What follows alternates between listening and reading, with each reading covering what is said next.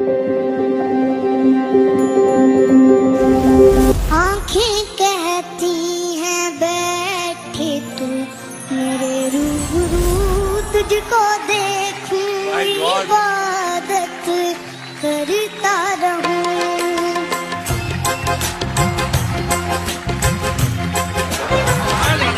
आंखें कहती हैं बैठे तू मेरे रूबरू तुझको देखूं इबादत करता रहूं। ओ तेरे सजदों में धड़ के दिल ये मेरा मेरी सांसों में चलता है बस।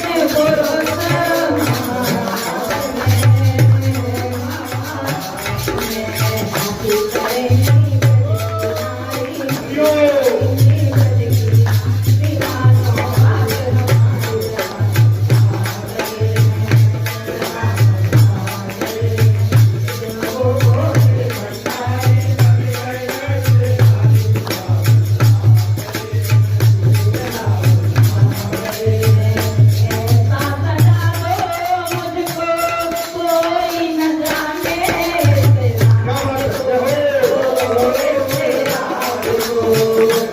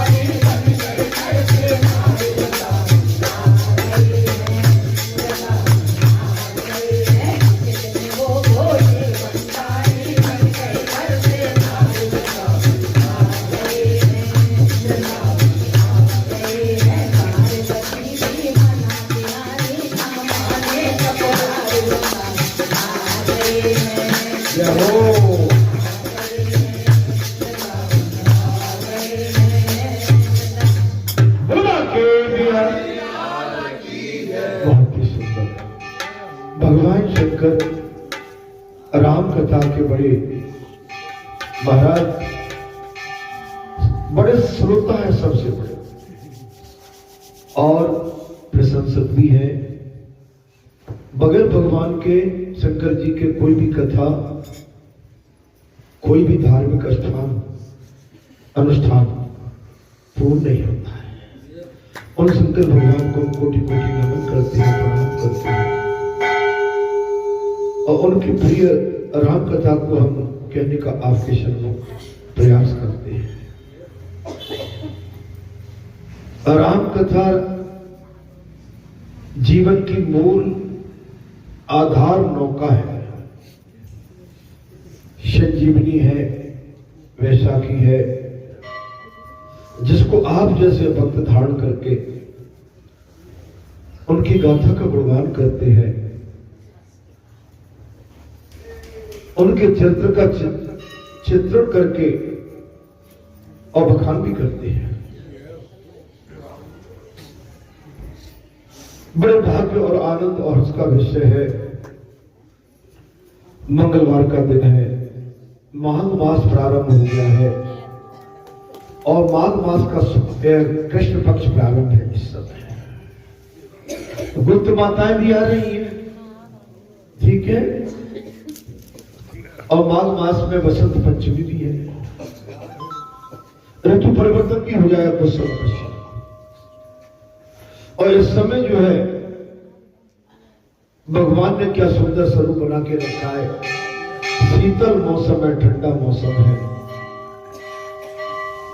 इस मौसम को ग्रहण करने के लिए गर्मी में हम लाखों करोड़ों रुपया बर्बाद कर देते कूलर पंखी एसी के माध्यम से। परमात्मा ने ये मौसम हमारे सामने सब रख दिया है। अगर चाहो तो इसको अपने कूलर और फ्रिज में बंद कर लो, एसी में, तो आपके गर्मी में खड़ा।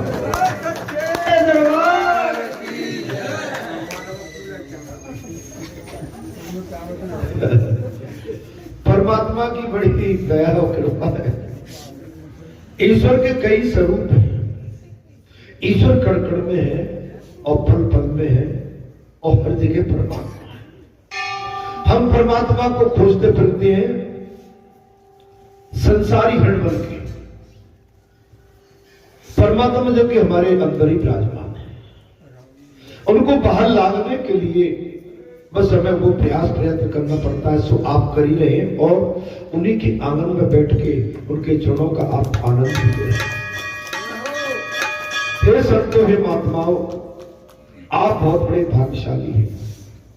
ब्रह्म मुहूर्त में इतने अच्छे से मौसम में आप परमात्मा के आंगन में उनके चरणों में अपना वैराग्य धारण करके विराजमान है।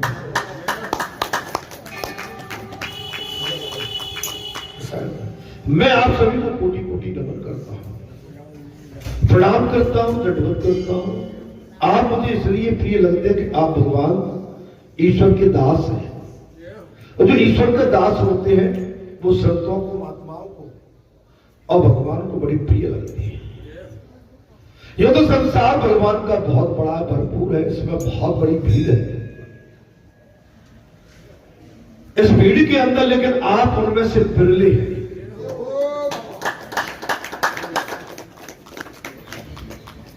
और बिरले होते हैं उनसे परमात्मा बहुत प्रेम भी करते हैं।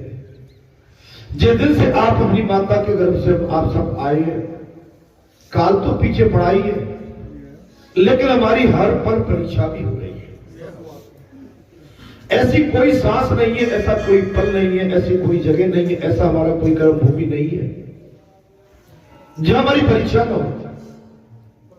और ये परीक्षा हमारी संसार में अंतिम सांस तक चलती है। आप चाहो कि आपने बच्चा पढ़ के लिख के नौकरी कर ली या किसान बन गए, नौकरी और बच्चे कर लिए, ब्याह कर दिया जी, ये अभी आपकी परीक्षा पूरी नहीं। अभी परीक्षा तो आपकी हर पल है। और जब तक आपकी सांस है संसार में, जब तक परीक्षा। अब परीक्षा कैसी होती है? आप भगवान के कर्म भूमि में आपके कर्तव्य और कर्म क्या, आपका मन और आपका भाव भगवान के संसार में आपका करने की जिज्ञासा क्या है? क्या स्वार्थ में काम करती है, परमार्थ में करती है? अगर परमार्थ में करते हैं तो भगवान बहुत खुश होते हैं और आपकी लेखनी अलग लिख दी जाती है। और स्वार्थ में लीन होकर करते हैं तो वो भी आपकी लेखनी लिखी जाती है। अरे स्वार्थ की बात को भगवान स्वीकार नहीं करते। अरे परमार्थ की बात को भगवान स्वीकार करते हैं। नहीं भाई, परमार्थ में लगा कर स्वीकार करो। और जो अपने निजी स्वार्थ के लिए कर, अपने निजी के लिए, अपने घर के लिए, अपने परिवार, अपने बाल बच्चों के लिए, भगवान उसको बिल्कुल लगा रहा अपने लिए। तूने परमार्थ क्या किया मेरे संसार में? तूने निस्वार्थ अपने अलावा, अपने परिवार के अलावा तूने और क्या क्या कर्म किए वो बताओ। क्या किसी की सेवा की संसार में, या कोई सन्मार्ग बनाया संसार में? धर्म नीति का मार्ग कोई बनाया कि किसी के दुख सुख में क्या तू सर्वस्व अपना त्याग कर उसके साथ खड़ा रहा? तूने कहीं किसी के संकट के समय में किसी का उपहास तो नहीं उड़ाया? तूने किसी की निंदा तो नहीं की? किसी घर में संकट आ गया और तुम कहीं उसका मजाक तो नहीं उड़ा रहे, उपहास? अगर जो संकट में काम में नहीं आया तो वो मानव नहीं है, उसके अंदर मानवता है ही नहीं। आप कितनी भी कथा सुन लीजिए, कितनी भी कथा कह लीजिए, लेकिन जब तक मर्यादा का पालन करके उस पर ध्यान देकर उस पर चलेंगे नहीं तब तक कल्याण नहीं हो सकता। मानव बहुत ही चालाक है, होशियार है और सियाना है। अपने घर की बात को, निजी बात को दबाता और दूसरे की बात का उपास उड़ा के उसका हल्ला मचाता है। ऐसा है कि नहीं? अरे उसको दूसरे की बात पर हल्ला मचाने में बड़ा आनंद आता, जब ये घोर पाप है। किसी के संकट के टाइम में अगर तुम उसके साथ खड़े नहीं हुए तो आप जैसा स्वार्थी तो कोई हो नहीं सकता। कथा में महाराज यही आ गया कि भगवान कड़कड़ में, पल पल में और क्षण क्षण में। ऐसी कौन सी जगह नहीं है जहां भगवान नहीं है? भगवान सर्वव्यापी है। यहां पर गोपियों ने बहुत बड़ा अपराध कर दिया, कथा मैंने यहां छोड़ दी थी। एक सरोवर में गोपिकाएं निर्वस्त्र होकर और उस तालाब में, सरोवर में प्रवेश कर जाती हैं, अपने वस्त्र बाहर रख देती हैं। भगवान को ये देखकर बड़ा आश्चर्य हुआ और दुख भी हुआ। जिस वरुण देवता के अंदर आप प्रवेश करके अपने निर्वस्त्र होकर स्नान कर रही हैं, ये आपने महापाप किया है। क्या किया है? महापाप किया है। भगवान वहां पहुंच जाते हैं और जो वस्त्र थे भगवान ने वहां पर वस्त्रों को उठा के अलग रख दिए। गोपिकाएं जब स्नान ध्यान करके जब वस्त्रों की तलाश में पड़ी तो वहां वस्त्र गायब थे। भगवान ने कहा कि वस्त्र तुम्हारे मेरे पास है, तुमने बहुत बड़ा अपराध किया है, अपराध किया है। बोले ऐसी कौन सी जगह नहीं है जहां देवी देवता या खुद मैं? क्या आपको किसने अधिकार दे दिया कि आप अकेले में किसी में भी घुस के और आप निर्वस्त्र होके अमर्यादित होंगे?